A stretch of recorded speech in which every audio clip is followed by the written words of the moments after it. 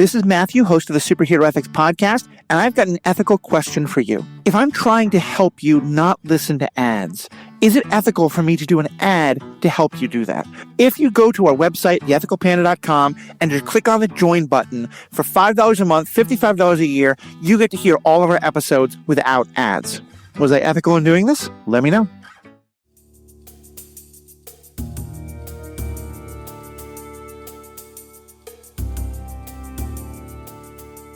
Hello and welcome to this episode of Superhero Ethics. Today, myself, Matthew, and my co-host Riki are talking about the new Fantastic Four movie. If you've listened to our old stuff, you know this is a movie that Riki was greatly anticipating. I was also anticipating, but from a very different perspective. Riki is a huge Fantastic Four fan. I have had almost no contact with them, but have been curious about them. And now it's out, and as expected, there's some interesting ethical questions that it raises, and we're here to talk about them. And Riki, let me kind of just start by, we're going to get into the questions especially, but let's just kind of start the framework of, as someone who is a big Fantastic Four fan, as someone who's been frustrated by earlier depictions of the Four, what'd you think of this movie? Overall, I would say that this is a very good movie. It's a very good MCU movie, and it could border on great. I don't know. I would have to rewatch it maybe a second time or a third time to really like hone in on how I feel about it. I was very happy with it, satisfied with the product, but it came at such an interesting time, meaning on the heels of the DC reboot with Superman. Mm-hmm. And because of that, like, it's impossible not to compare them. Right. Because both comic book movie franchises are going through kind of a difficult period. Right. With their audiences and trying to refocus. And I feel like Superman did that. It set an amazing new direction for DCU under James Gunn. And in that respect, Fantastic Four First Steps was a little disappointing. It felt like just another Marvel movie. And that, again, is like, as a comic book movie, is okay. It was good. It was enjoyable, fun to watch. But in this moment, I needed it to be more than just another Marvel movie. Yeah. And for me, it wasn't. So that was a little disappointing. Yeah, I think that's a really good way to put it. I think, and this is a topic we're going to discuss further, possibly in a different episode, is looking at kind of where these franchises are and how we feel about them and what Superman did. To me, this is better than, I feel like we've been kind of in a low point of MCU products for a while, and this feels better to me. Yeah. Like Thunderbolts, I think both of them were more solid entries than we've seen in quite a while. Absolutely. But I think for me, I think the best way to describe it is I left the movie feeling very excited about the characters of the Fantastic Four, feeling like I now had a clear understanding of these people who've been so important to so many others, that I was invested in these characters, that I was really excited to see these characters in other Marvel properties, but I don't think I'm in a rush to watch this movie again. You know, because I felt like the movie itself, the main plot, Galactus, left me very underwhelmed. As my partner in other podcasts, Pete Wright, put it, this felt like a very good second movie when we didn't have the first movie. You know, and a lot of what I was kind of, I didn't want the origin story. I was glad we didn't have that, but I wanted more. I would love to watch more of Mole Man. I would have wanted to watch more of what is the Final Four, what is the Fantastic Four's relationship to the world, that then having this, you know, for the world to turn against the Fantastic Four didn't mean very much to me when I hadn't seen the world more solidly on their side for a long time. Things like that. Yeah. Let me also go back and answer the full question you asked. So as a fan of the Fantastic Four, more in general, this was great. Yeah. And it was the best Fantastic Four movie we've gotten, which is the lowest bar. Just the lowest bar. But it cleared it. And it cleared it by a lot. I think it was a good movie. And it was a good depiction of the Fantastic Four and their dynamics as a family. You know, you've probably heard us talk about them. They are Marvel's first family. When they were introduced in 1961, they set the course for the what Marvel Comics became, and they were the centerpiece of the whole franchise. Right. And the fact that they were a family became integral to them. It wasn't as important in the beginning; they were just a team, but they became a family, Right. and that again set the tone for so many other Marvel products to be more focused on the human elements while they're still doing ridiculous comic book superhero things. Right. Like I remember when the MCU first started, one of the things that was talked about a lot was that part of why it was able to be successful was it was about characters who a lot of the public didn't have much of a knowledge of or investment of. Mm-hmm. And that's because like the ones people thought that they did were Spider-Man and the Fantastic Four. That these were all people who had long histories, and of course there had been devotees of Iron Man and Captain America and the Avengers and all that, but they were nothing as popular as Spider-Man or the Fantastic Four. Yeah, and that's because of the way that the rights to the characters have been divided up. Right. That Sony has the rights to Spider-Man and so many of the characters from that part Mm-hmm. of Marvel universe. What Fantastic Four was Fox along with the X-Men. So when Marvel Studios first started, they had to make do with what were at the time considered B-listers Right. for many, even like comic book fans. Right. And I will say, as someone who wasn't introduced to it, but had heard you and Jessica and others talk about it, I felt like I came out of this movie having a very solid understanding of who all four of them were, and a very an investment in wanting to see more of them. And I think part of that's because, and here's a way in which I do think the movie was like Superman. It felt like this was a, we've been in the dark pathos of superheroes for a while, and I love that. I love that aura. This wasn't that, and this had some like moments of like, oh my gosh, are we going to lose? But it did feel like it was a much more fundamentally hopeful perspective than a lot of the MCU has been, than the Zack Snyder had been. And in that regard, it felt like it was, I think I agree with you, not quite on the level of Superman, but going in a similar direction. Yeah, a lot of people have started to talk about this month, the month of Superman and Fantastic Four, Uh huh. as heralding the silver age of comic book movies. Of course, Right. I just mentioned that the Fantastic Four ushered in the silver age of comics, like comic books. But this really feels like the industry changing direction. Yeah. And of course, like 2008 had Iron Man and The Dark Knight, and people now cite that as like the beginning of the golden age of comic book movies. So like if you look at it like in 5 to 10 years, I do think like this will be seen as an important month, an important Mm-hmm. pair of movies in moving things in a different direction. And Yeah. you're right, like that it is both of these movies were brightly colored and Mm-hmm. lighted, and also had much more hopeful tones Right. than a lot of the movies we've had. And this was something that we don't see very often in superhero movies. And I'll say even especially Marvel movies. It was a movie about a superhero team where while there's conflict between them, there's never a danger of the team breaking up. Like think about how like almost I think every Avengers movie has to some degree involved people quitting the Avengers or saying they're dividing. At one moment they literally have a civil war, but even in both Avengers 1 and 2, they all go their separate ways and they come back together. In the Defenders, we only really get all of them together for the big fight.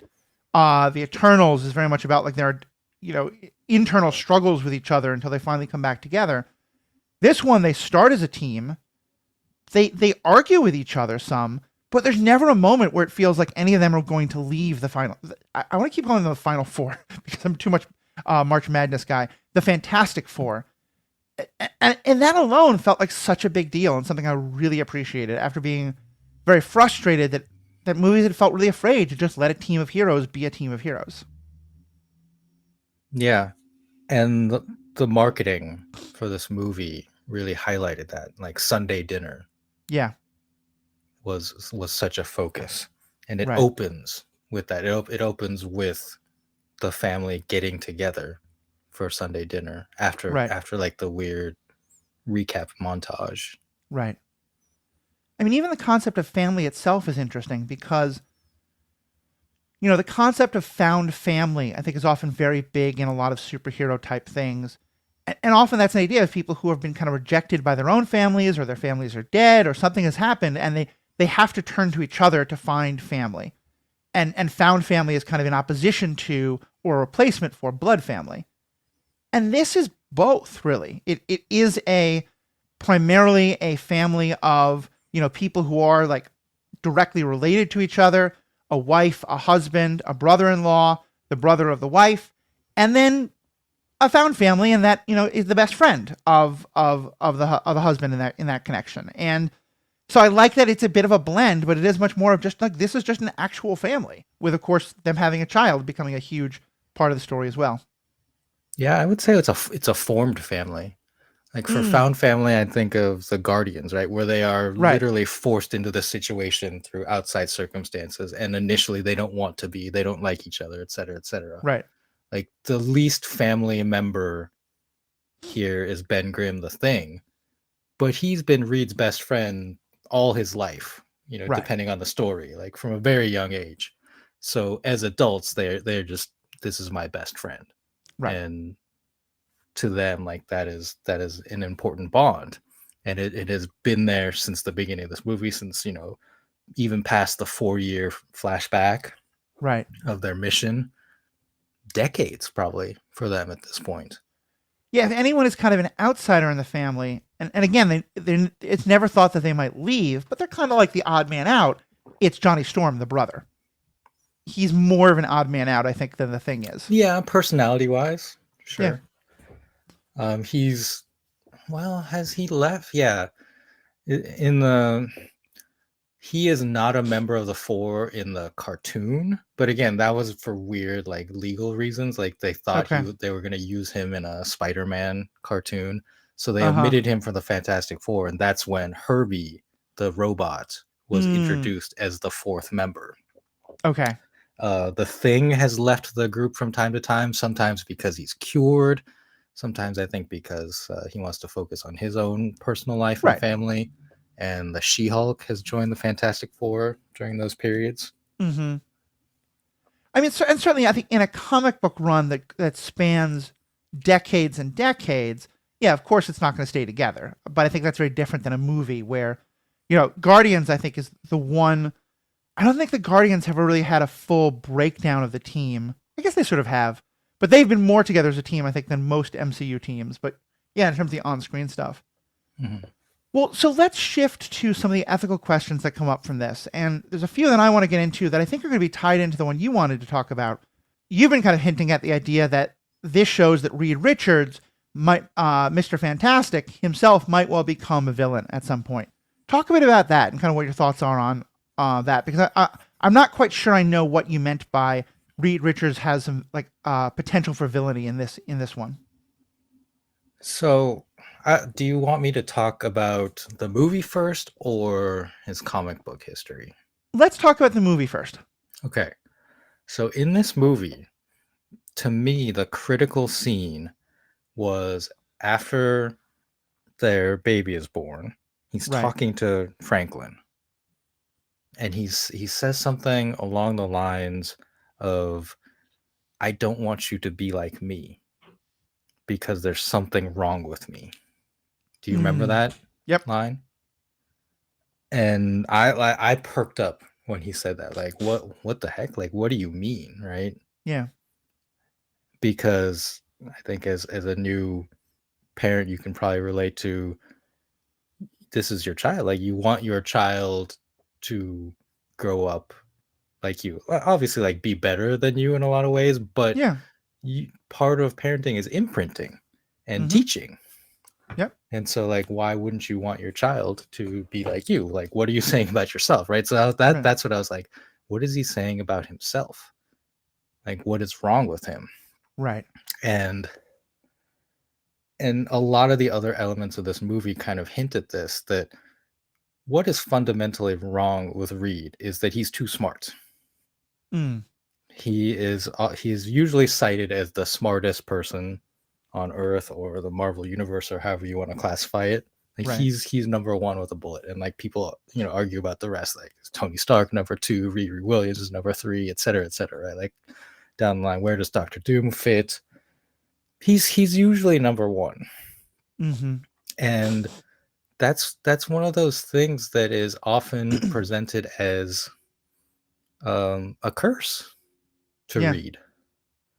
That he's too smart for his own good. He's too smart in like when Doctor Strange in Infinity War does the time stone things, and he's like, I've looked at 14 million futures, right? Right. Or the leader in the new Captain America movies, like I've made all these probability calculations. Those are both things that like very much are Reed Richards. Like he Mm. thinks through all of the permutations of the scenarios. He's like, this is what has to happen, Right. and it's very mathematical and logical. And the reason that can go in a path of villainy is that it might not be ethical. It might not be, human in a sense, emotional. Like I think Right. emotion can be a detriment, but it's important to humans and humanity because that fundamentally is who we are. And Right. if you just do things by calculation, it's like the trolley problem. Mm-hmm. And I think I cited this to you in our discussion about this, that he ran the trolley problem. Yeah. And one of the ethical dilemma in this movie is to stop Galactus from eating the Earth, do you give up your child? Right. And at one point, he concluded yes, that was the correct thing to do mathematically. Mm-hmm. So I have a number of levels on which I can respond to this, and it's kind of perfect because I do think that I do believe in trolley problems, not as a final way to decide things, but as a way to better understand questions and to avoid, because I agree with you that like pure logic is a problem, but I also think sentimentality is a problem. And I'm kind of really glad that this is the direction I thought you were going in, because this ties into the ethical question I really wanted to wrestle with, which is that trolley problem itself and the whole nature of it, because I think being overly just taking all emotion out of it is problematic, but I also think sentimentality and working on sentiment rather than cold hard facts can be really problematic. And but before I use that to set it up, because I will say, as a new parent, and again, I don't mean that my opinion trumps yours in any way, shape, or form. You brought that up, so I want to give that perspective. I incredibly identified with Reed Richards when he said that, and to me, it didn't feel villainous at all. It felt like the statement of someone who wrestled with mental illness, because I think to me at least, part of what Reed is going through, and I'm probably projecting like crazy here, but he is someone who deals with a lot of anxiety, and one of the ways that, or anxiety is kind of a clinical term. I don't mean to use it in that way, but like there are some kind of brains where you look at a situation and you see the worst possible outcomes. You see what could go wrong here, and you start worrying about that. And that can get to a point where it's like not, it can be a point where it's like you have a really honed danger sense and it's a good thing. Or it could be a point where it's like pathological paranoia and you're imagining threats all the time. And to me, I'm a person who has a number of mental illnesses, anxiety, depression being one, and some level of PTSD, borderline is another, though obviously they're very linked, and a genetic predisposition to alcoholism. And the borderline especially is also very genetic. Obviously it was triggered by a lot of trauma in my life, but I have a genetic predisposition to it, and there have been numerous other people in my family who have that. And when Mary and I were thinking of having a child for the first time a couple of years ago, I actually started looking a lot at in vitro fertilization with someone else's sperm, or some other way of removing my genetics from the proposition, because the last thing I would want is someone to have a brain like mine. And I want my child to be smart. I want my child to be, have a lot of the ethical thinking that I do. But there's a lot of demons that I've had to wrestle with and often lost and hurt people and hurt myself, but especially hurt others because of that I definitely hope my child doesn't have to do. And so for me, that's what I connected to when Reed said that wasn't a, he thinks he's evil or bad, but just thinks he's wrestling with these demons. And I guess it does have a villainy aspect, in that he's acknowledging that it could go in this very dark direction. So I'll pause there, and then I'll get more into the trolley problem of it. But just to give you a different perspective on where he could be coming from there. Yeah, I mean, that makes sense. Mm-hmm. I think then the other part of it to me is, and it's funny because this is the ethical question I wanted to wrestle with. If I'm hearing you right, you think that thinking about things in terms of trolley problems is itself wrong or problematic. Is that accurate? I don't think so. Okay. I think my issue is that the trolley problem is it's simplistic. It Right. simplifies things just to numbers. Right. Right. And as humans, I think that we have to have emotion and things, or like we are guided by emotions, whether it's right or wrong, and that's what makes us human. Right. So it's like, the classic trolley problem of like, do you put it on the track where the trolley only harms one person or harms 5 people, but it doesn't posit whether you know any of these people, right? Right. And I think the natural inclination of anyone is, if you know the one person, if they are important to you, you will switch the trolley to the other 5 if you don't know them, if they're strangers. Right. And that you may say that is ethically wrong, but that's just what makes us human. And I kind of have to accept that in a actual live situation, that's how I would act. Yeah. And it's because, again, like, it's simplified and it's a known quantity. In a real, if there were some kind of real trolley situation, you don't know if you switch the tracks, like, what it's going to do. And like someone explaining to you like, but if you switch the track in this moment, 5 strangers to you will die. Like, that's never, like, in a heat of a moment, that's never happening. Right. So I think the natural inclination of, I'm going to save the person that is close to me, is just how we act as humans. And that's kind of my issue with the trolley problems, is like, it's a fun thought experiment. It's a fun discussion to have, but I don't think that an oversimplified version of it serves us in making real decisions. Right. I can see that. And I think that can actually be a different perspective for us, because I think for me, it's about getting to first principles and navigating from there. But I want to kind of focus on, because I think this is an area of real disagreement for us, which isn't bad, I think, but on this idea of the individual versus, the people you care about or the like. Because, and I'll just put this out there, I watched the movie from the perspective of Reed is the only one thinking properly of the group by being willing to even consider the idea of giving up Franklin. And when I've talked about this in other places, people have brought up the ideas of, but Galactus might have just kept going, stuff like that. And here I wanted to use the polytron logic of if we accept the premise as originally presented by Galactus, that if he gets Franklin, he will stop and he will retire and he will no longer want to eat planets. And we don't yet learn that Franklin himself will now become a new Galactus and go on to eat planets, which I'm not sure the movie actually tells us, but I think from comic books, people have read into it, and that may be a very fair assumption. I think it is worthwhile to consider that as a possibility. And for me, here's the kind of response that I have to what you're saying, is that I think you're correct, that there is a natural inclination within all of us to want to protect those that we are close to, those that we have an emotional bond with, as opposed to strangers, or even people we don't like. I don't think that's good, though. I say this as someone who, just give some context, and again, my opinion doesn't trump in any way, it's just another perspective. I watched the movie, as you said, I as a new parent, going to watch this movie was one of the first things I'd done out of the house, away from my new child, Penn. And I get the inclination of defend, protect.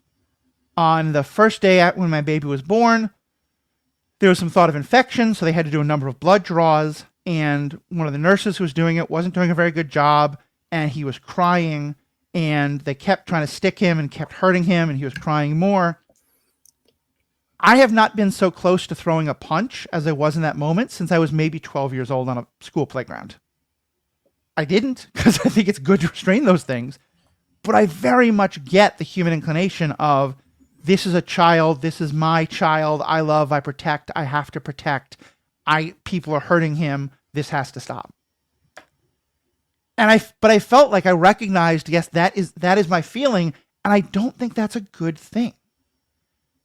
For me at least, like, yes, loving your own people, loving your child, loving your family, loving your tribe or clan or your group, however you want to describe it, of course that's a natural human inclination. And I think removing that entirely is wrong. But I feel like a lot of the biggest problems we have in our society is when we go so far in that direction, is when it's, the number of people who I know who make horrible economic decisions that hurt other people because they want to provide for their family, or taking it larger, like, I care about my neighborhood, and so I don't want those people being helped, or I care about my nation, I want my nation to be great again, so fuck all those other people. To me, I really liked that it was raising this idea of, is there sometimes something valuable in saying our personal emotional connection to one person shouldn't necessarily trump the incredible bad thing that will happen to a much larger group of people.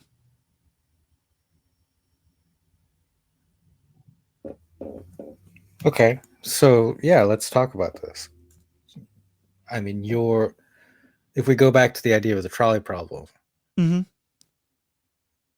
what this situation is essentially one life versus, I don't know, the 1960s, 4 billion, 3 billion, something like that, yeah, potentially. And yeah, that's kind of the most extreme example, right? Like maybe you just give up the one, but I think with this movie, like the heart of this portion that it's getting at is that as humans, as a family, like your imperative is to protect your family. Right. And yes, there is a vision where you can say that humanity, like all of the humans of Earth, is one family. Mm-hmm. But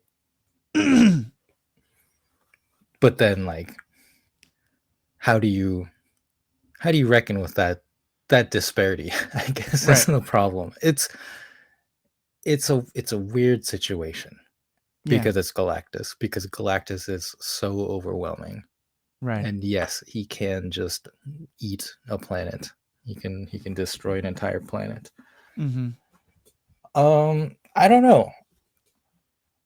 I don't know what the correct answer is. I think for a movie, for heroes like this, and this is why, like, I talk about Reed as a potential villain, like this is his villain moment, is that heroes in movies always have to protect as many people as possible. Like, that is the directive.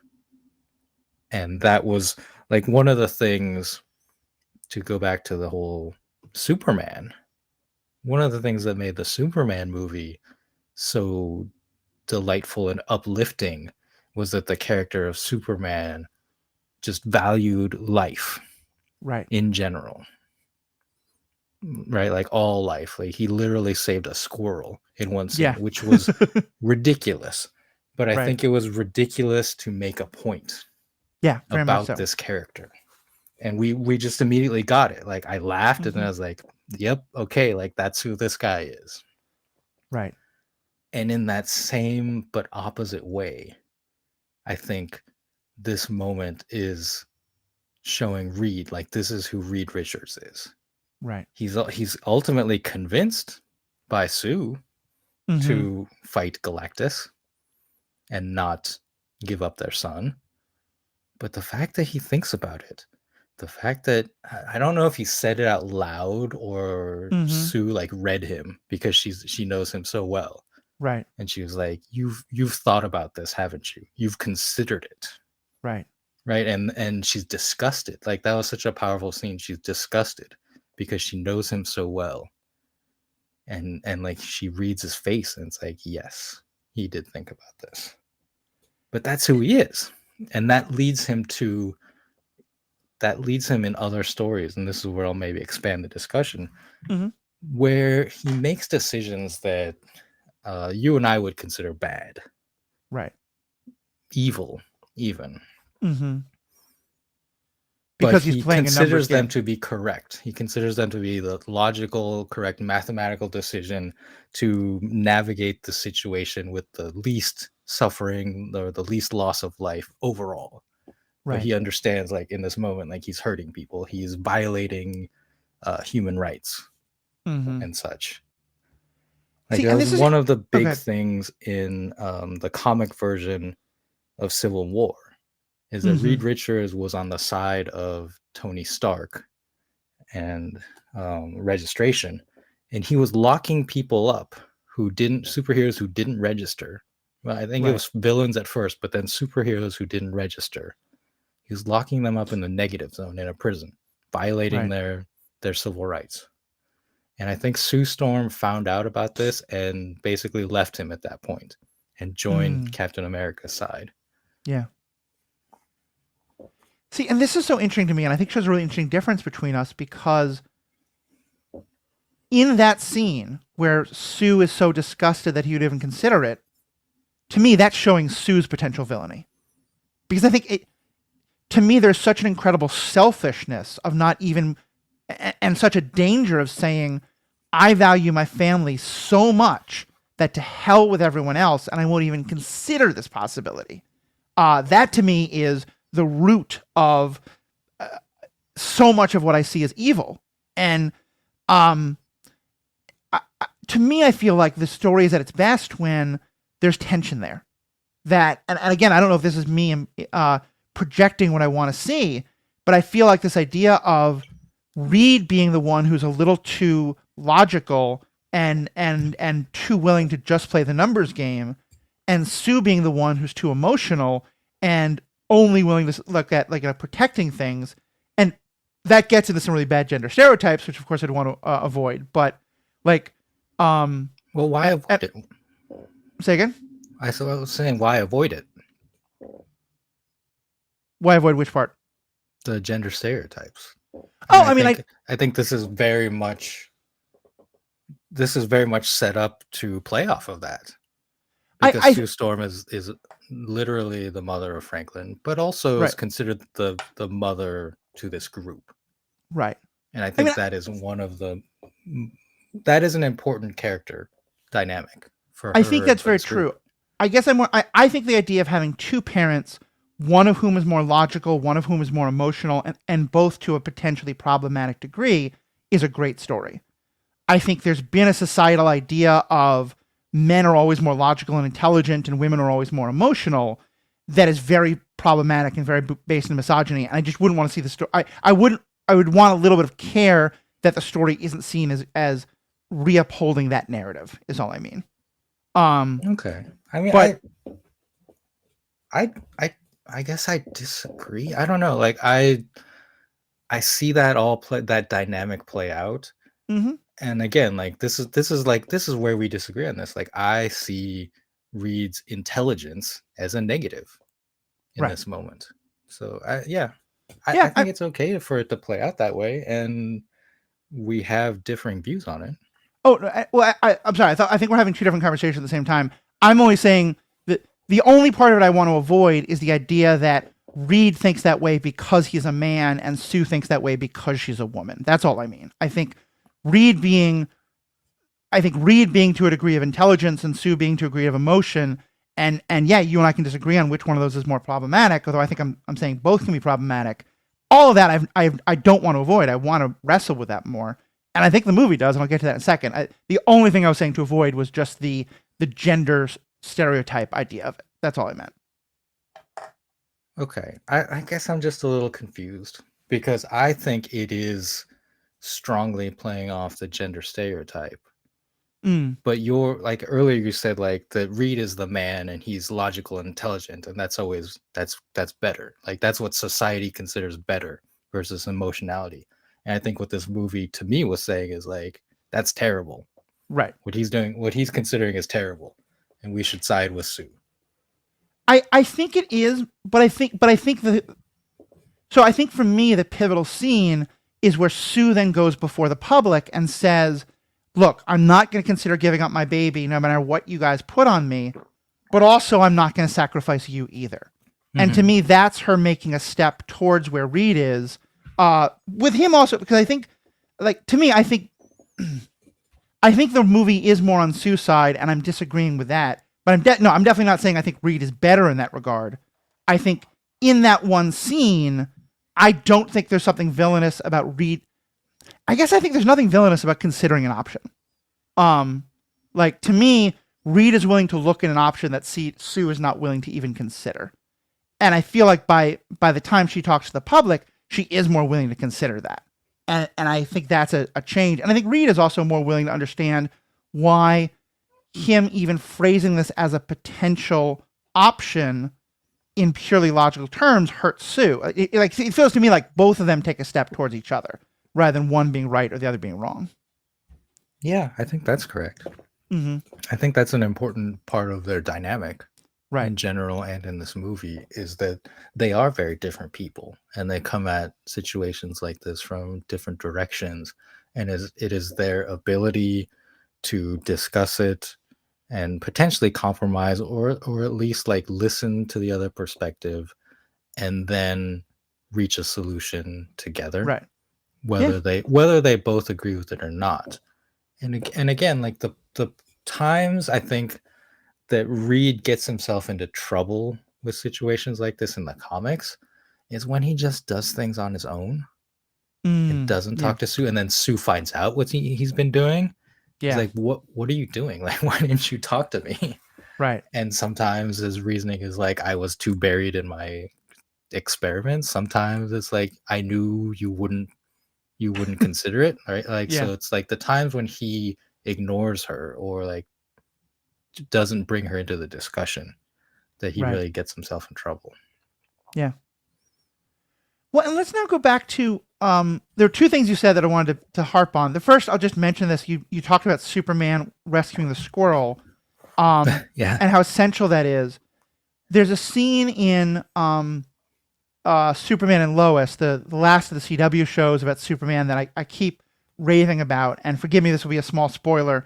But there's a moment early in one of the seasons where, he has this kind of official working relationship with the American government.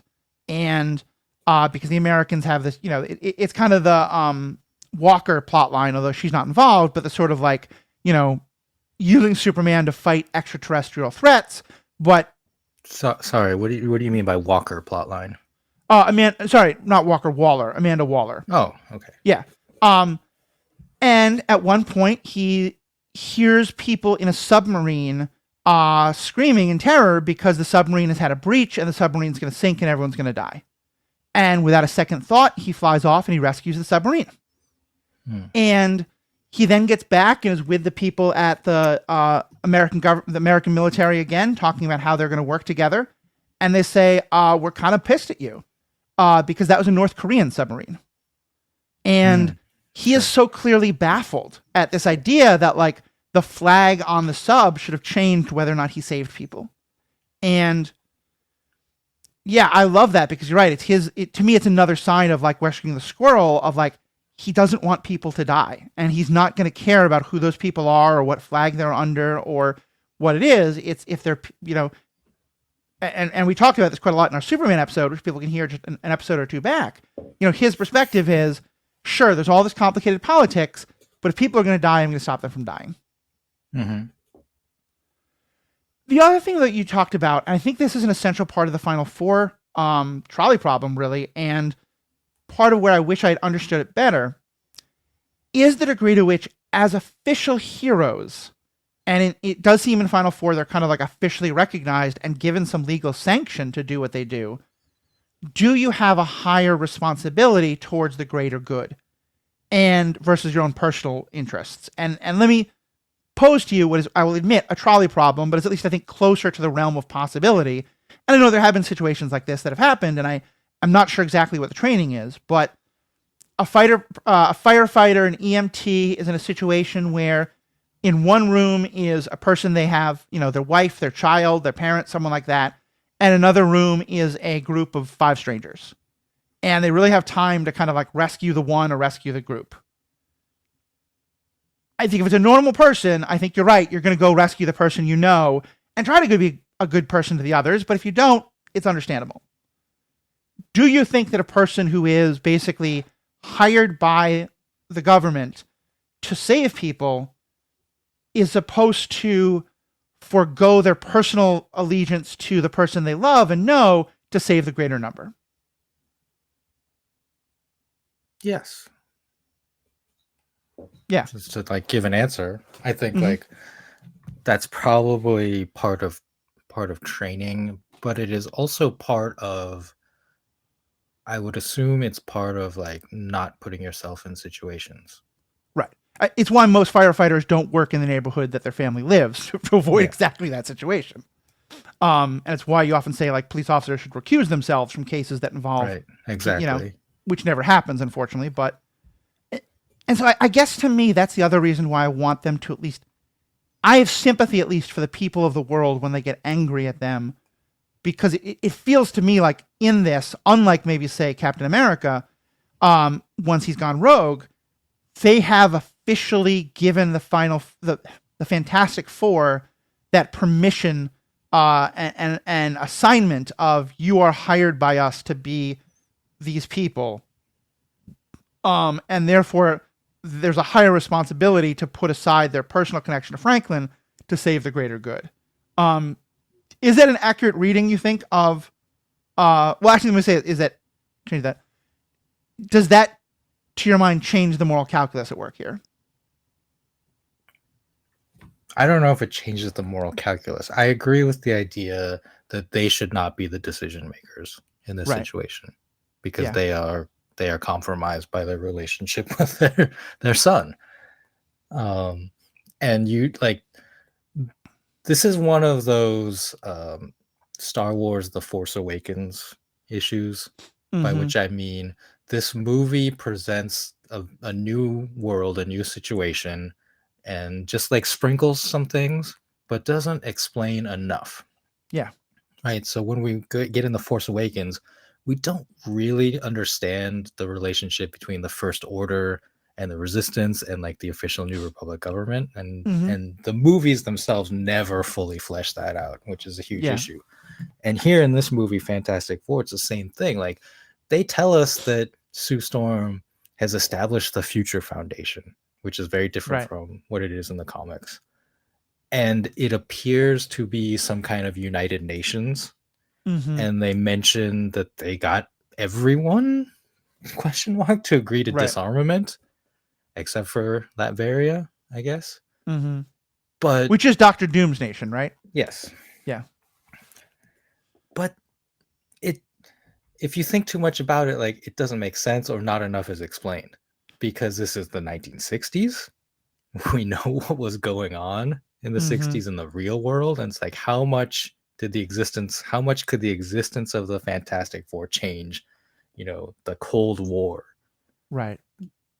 Because the USSR exists on one of those maps where they're tracking all of the gates for the teleportation device.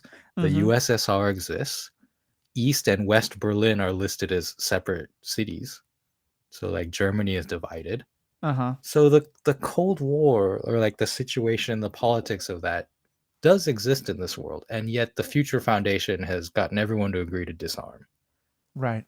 And it's not explained enough. And that leads to this problem of how and why does everyone in the world agree to this plan and just like put their faith in the Fantastic Four? I think, like, big picture, that's the biggest problem I have with this movie. Yeah, that did feel really out of nowhere, that there's so much public buy-in to them. And yeah, that raises interesting questions as well about is the kind of North Korea issue that I talked about with Superman. Like, I can imagine a situation where the Final Four, why do I keep calling them that? I can imagine a situation where the Fantastic Four like go to Chernobyl to stop the meltdown, and like does the American government get mad about that or something? Yeah.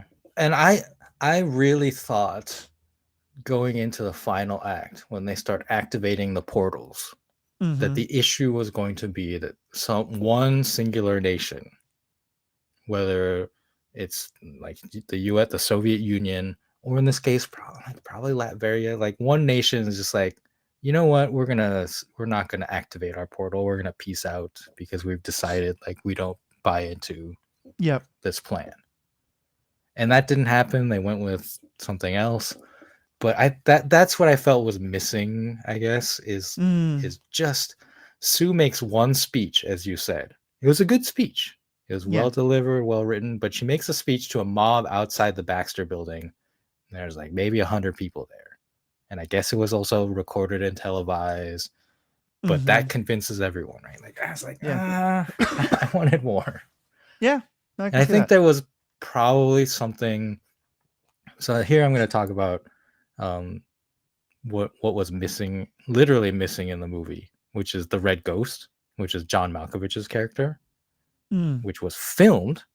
He was in the very first trailer, so that's why we're like, what happened to the Red Ghost?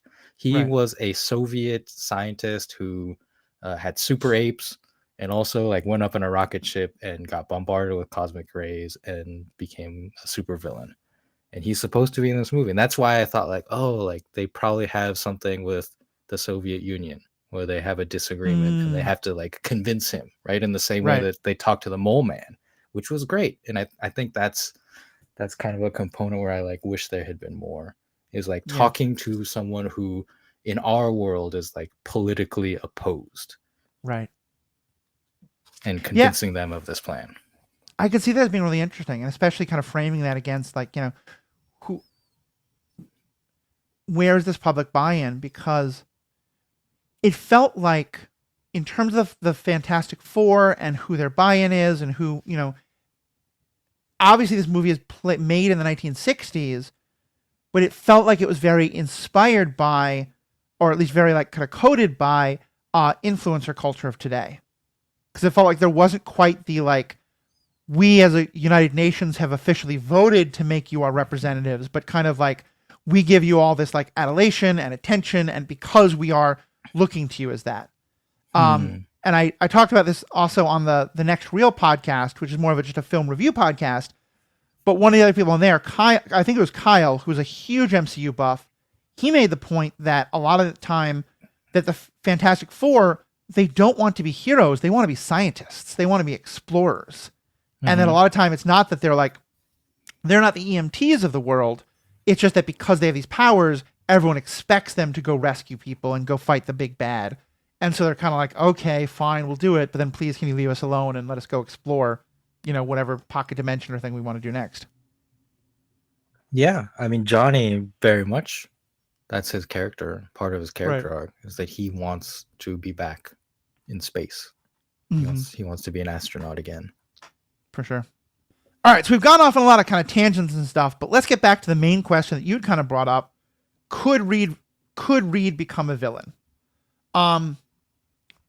So my understanding of it is that in the comics, it's this kind of like the hyper intelligence and the hyper awareness of every threat.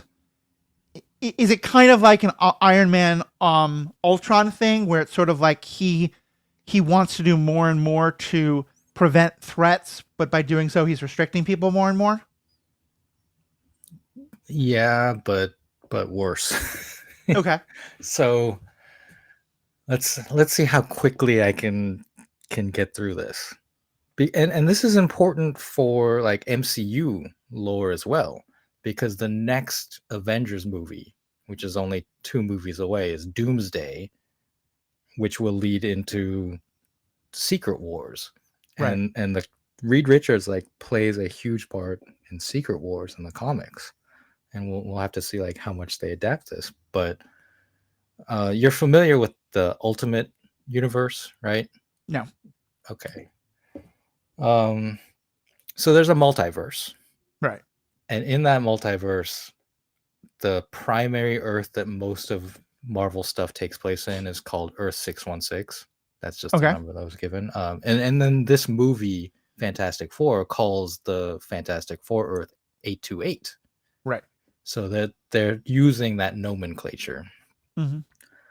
The Ultimate Universe, I believe, is 1610, and it was first published, I think, in the early 2000s as like Okay. a full reset. Like, here are familiar characters, here are the Avengers, but they're different. They were edgier. It was very 2000s. Mm. In the very first issue, I remember the Incredible Hulk is rampaging through the city because his ex girlfriend Betty Ross is on a date with Freddie Prinze Jr. Like Jesus that's the Christ. flavor that the Ultimate Universe opened with, Okay. and every character is just like a little bit edgier, a little darker, like so Mm. 2000s.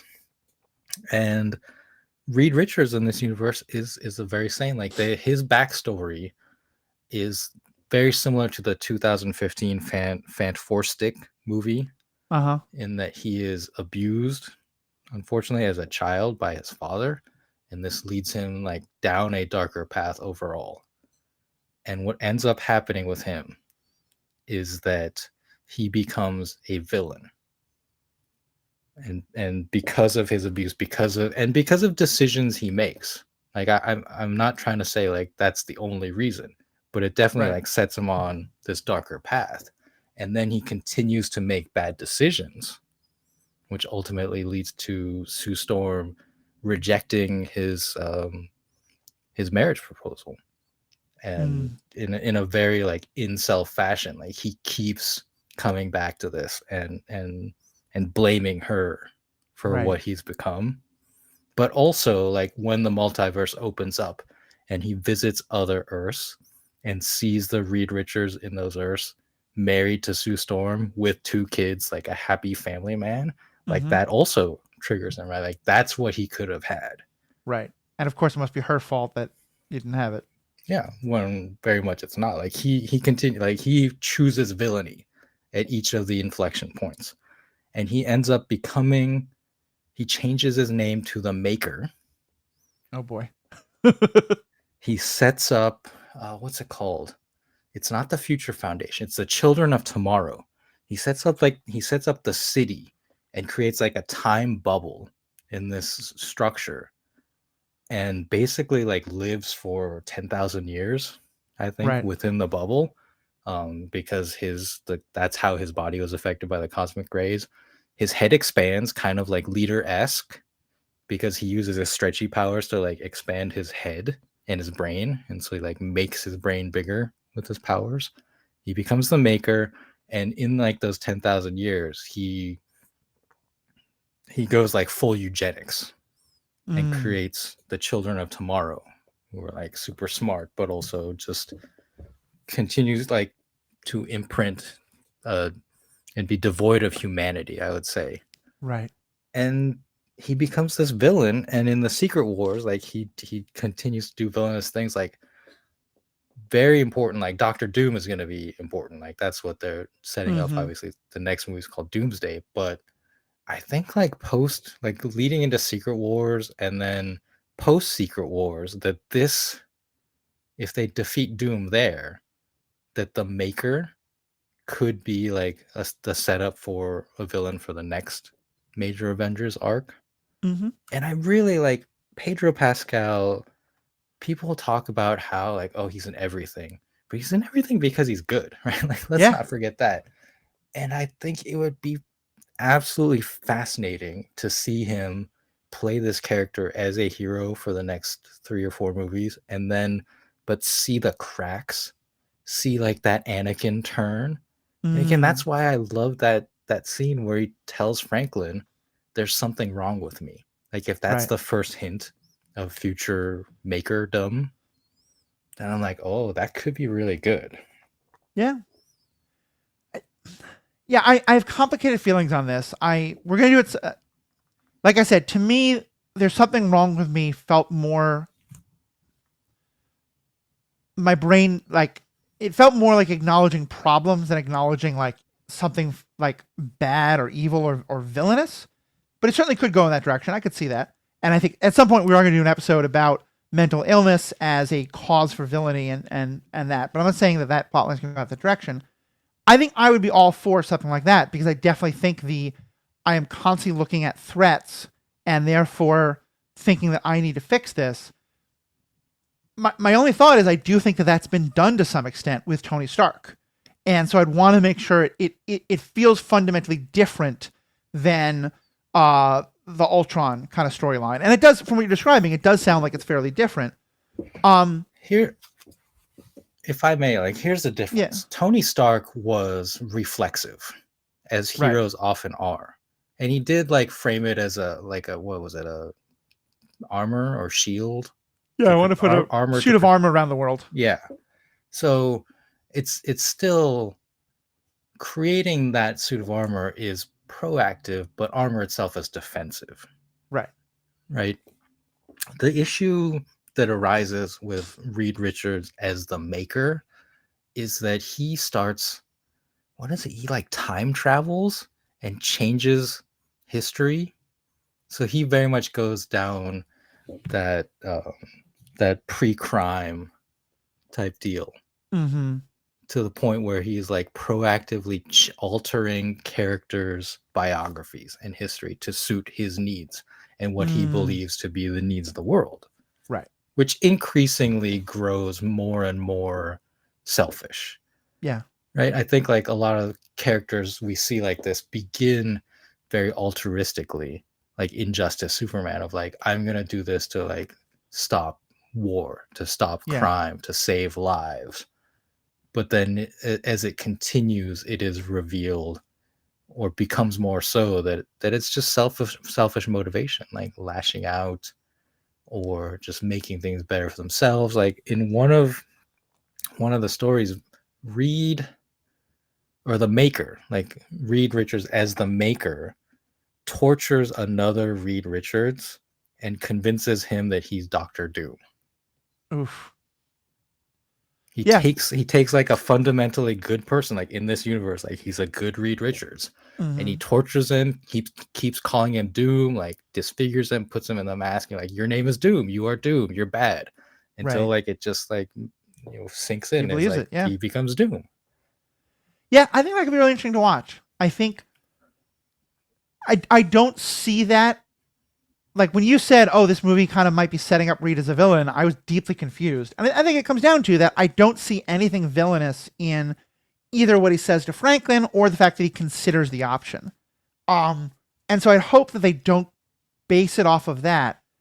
I do think, though, and this is a whole other question that we haven't really gotten into because the movie doesn't even touch it, but I think another additional question that I hope the movie is going to explore later is, they kind of just send Galactus off somewhere else.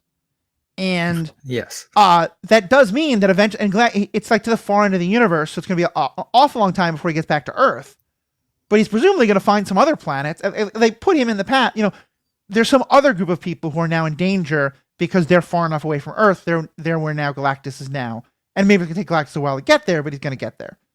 And at first, I did think that it was going to be something where, like, they send him to the 616, and that's why they have to, that's why they kind of wind up meeting up with our heroes from the rest of the MCU, is because they're like, oh no, we sent you Galactus. Oops. Let's go deal with that. Yeah, I thought that's what something like that was going to happen. Right. Or that if they used all of those, if their original plan had worked, they were going to send their Earth to the 616, whatever it was going to be. Yeah. But I could see something where he is in some way, there are consequences and other people do suffer and die, and maybe another planet is eaten because of the decisions they made to protect not only Franklin, but their own planet. And it's that where he's like, oh my gosh, we should have dealt with these consequences. Look what happened when I listened to Sue's emotions and the emotions of the world. And that's what takes him into this kind of, maybe I should be the one making the decisions and I shouldn't trust anyone else. Because I do think that that's like I said, I am afraid of both over-intellectualism and sentimentality. And I think there's, and as much as I sort of in that moment am more on Reed's side, I do definitely see the possibility of him becoming that like pure logic, utilitarianism says that we should do it this way, and no one else agrees with me, but I know that I'm right, so I'm just going to take over. And, to me, that's, we've said on this podcast a lot that like the best villains are often, at least I feel like this, the best villains are the ones who believe they're the good guys. And that I think that's true of most of the most villainous people in history. Not all by any means, but certainly an awful lot. Hitler generally believed he was doing good things for Germany and for the world, and he was completely wrong, obviously. So I think that could be a very interesting direction for Reed to go. I don't necessarily see anything in this movie setting it up, but I just don't have the background you do. So I'm very interested to see if we do go in that direction. I certainly wouldn't be opposed to it. Yeah, I don't think this was a setup by any means. To me, it wasn't even a hint of this. Yeah. But it was something that, being familiar with his comic book history and that the movie people are aware. Like I said, the 2015 Four Stick very much leaned into his origin in the Ultimate Universe. Right. And I don't know that they were setting him up in that way, because I think that movie came out the same year that Secret Wars came out in comics. Mm-hmm. So the full history of the Maker wasn't even really written out yet. Yeah. But they were kind of going, obviously that movie was going in a darker direction with these people. And I'm glad that this new one, First Steps, goes in a brighter, optimistic direction. Mm-hmm. But again, like it's like the Star Wars prequels. Like, if we like watching that, we know that Anakin Skywalker is going to become Darth Vader. So maybe it's a little too on the nose when they do those things, and they have the leitmotif of the Imperial March, and Palpatine is like, we will be watching your career with great interest. It's like, oh, okay, like, because he's going to be Darth Vader, we get it. Right. But if they set it up in the same way, but without us actually knowing if he's going to end up the Maker, and just like kind of creep it forward, like inch by inch, I think we could get there. Yeah, I mean, and so in my Star Wars Generations podcast, one of the things we often talk about is how differently people of our generation who grew up watching Vader view the prequels compared to people who grew up with the prequels, and may have known on some level that he's going to become Vader, but also like at 6 years old, 8 years old, how much are you thinking about those things? And in that regard, I think I'll be really interested to see more of this story as someone who hasn't read those comic books. Like, I don't have any knowledge of him becoming the Maker beyond this conversation you and I have just had. So that'll be like, I've never seen the Maker on screen the way I'd seen Vader on screen before watching Anakin. So yeah, a lot to discuss. This has been great, Riki. Thank you so much for bringing this topic up. Listeners, as always, let us know what you think. We'll want to hear from you. Please check out all the other podcasts that I do on the True Story FM family of podcasts.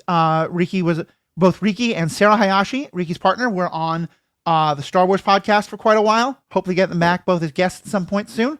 I'm also on Marvel Movie Minute at the moment, discussing the second Thor movie, and desperately trying to find things to like in that movie. And every now and then I do find one or two. But mostly I try to be funny about the things I don't like. But yeah, please check all those out. Please send us your email. Please sign up for hear more about us on Facebook, Twitter, Blue Sky, all those places. And most importantly, may the Force be with you. It's clobbering time.